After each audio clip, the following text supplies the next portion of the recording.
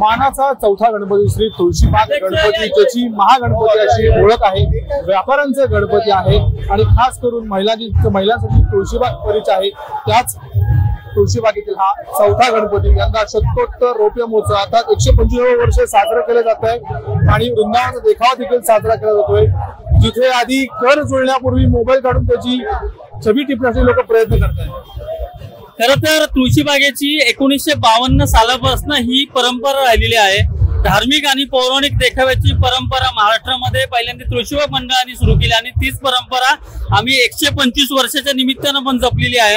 यावर्षी आपण बघतोय जवळजवळ 100 फूट लांब आणि 200 फूट रुंद असा भव्य वृंदावनचा देखावा इथं सादर केलेला आहे। कायमच गणेश भक्तांचं आपली तुळशीबागेची मूर्ती हे आकर्षण असतं। 14 फूट उंचीची नैरम्य मूर्ती आणि त्याला चांदीच्या अलंकाराने आभूषणलेली मूर्ती कायमच आकर्षणाचा केंद्रबिंदू असतो आणि अशा या बाप्पाचं वाजत गाजत आणि अत्यंत धार्मिक आणि मंगलमय वातावरणामध्ये आगमन होतोय। आमच्या सर्व कार्यकर्त्यांना प्रचंड आनंद आहे आणि महत्वाची गोष्ट म्हणजे यावर्षी तुळशीबाग मंडळाने जर्मनी येथील फ्रँकफर्ट येथे तुळशीबाग बाप्पाची प्राणप्रतिष्ठापना केली। ज्या लोकमान्य टिळकांनी पुण्यातनं गणेशोत्सव सुरू केला त्या लोकमान्य टिळकांचे वंशज रोहित टिळक यांच्या शुभास्ते ह्या गणपतीची प्राणप्रतिष्ठापना झाली।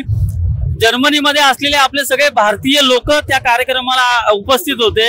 जसं पुण्यामध्ये सांस्कृतिक महोत्सव केला जातो त्याच पद्धतीने आपण जर्मनीमध्ये पण सांस्कृतिक महोत्सव केला आणि खऱ्या अर्थानं आपला बाप्पा 7 समुद्रापार गेला असं आम्हाला वाटतं आणि ती संधी तुळशीबाग मंडळाच्या माध्यमातून आमच्यासारख्या कार्यकर्त्यांना मिळाली ही खूप अभिमानाची गोष्ट आहे। खरं तर यंदाच्या वर्षी राज्य महोत्सव म्हणून मान्यता मिळालेली आहे। पुण्यातील प्रमुख मंडळांची देखील आता जबाबदारी वाढलेली आहे।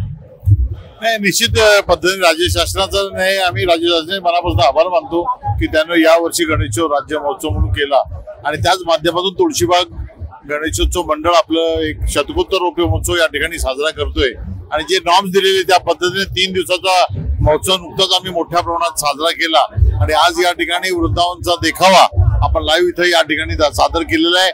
मला वाटतं आता पण जेवढे देखावे झाले त्यातला हा अप्रतिम असा देखावा असेल। पुणेकरांना आव्हान करेल आपण जरूर तुळशीबागेवर प्रेम करता हा देखावा बघण्यासाठी आपण जरूर यावं अशी अपेक्षा।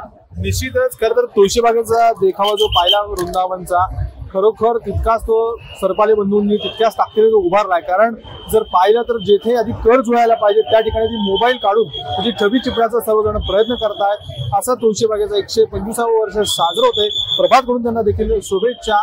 कॅमेरामॅन ऋषिकेश सह मी प्रीतम पुरोहित, डिजिटल प्रभात, पुणे।